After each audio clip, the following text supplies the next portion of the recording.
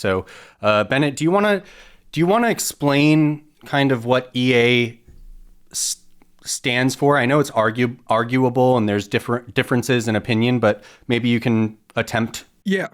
EA, or effective altruism, is kind of an umbrella term that covers a few different philosophies, most of them that have developed from utilitarianism.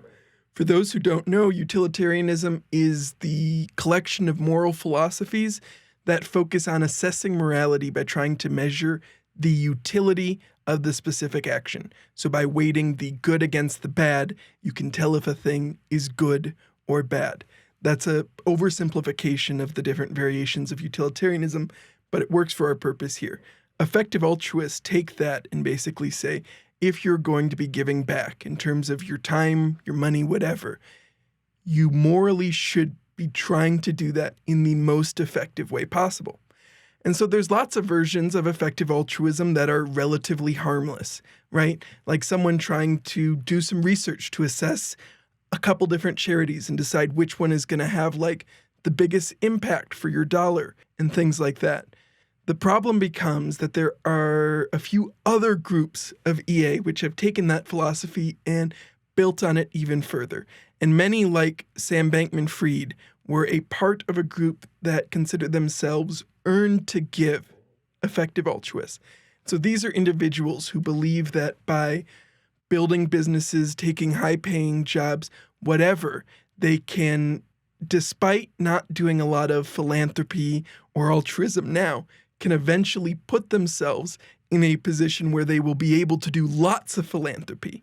And at that point, it will be much more valuable. This also gets complicated because there's this other philosophy that has infected a lot of the EA community called Longtermism.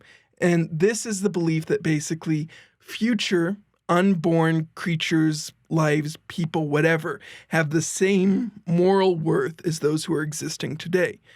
And in various interpretations of long-termism philosophy, that means often the most effective altruism you can do is by ignoring many of the problems that are currently hurting real living people and instead focusing on various far-off or distant threats which you believe to be existential.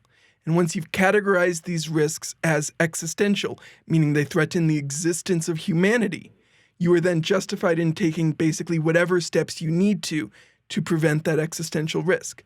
There are some who come at like the existential risk of climate change, but more often in these communities, you run against people who think we need to like move humanity off of Earth to Mars in order to ensure our existence. That's where Elon Musk gets that people who are concerned about AI taking over, who are concerned about, Terminator, who are concerned about aliens discovering us, or maybe a comet smashing into the Earth. These kind of foreign, broad, and scary topics that, right? Like it's easy to fall into the terrified practitioner of this. We've there's a great article in Protos from years back about a organization called Lifeboat, and Lifeboat was around before EA existed, but it shares many of the same philosophies, and crypto people were super into that as well. So it's like a certain brand of person, fear-mongering individual seems to be quite attracted to these. That's not to necessarily suggest, as you said, that it was founded with those principles at top of mind.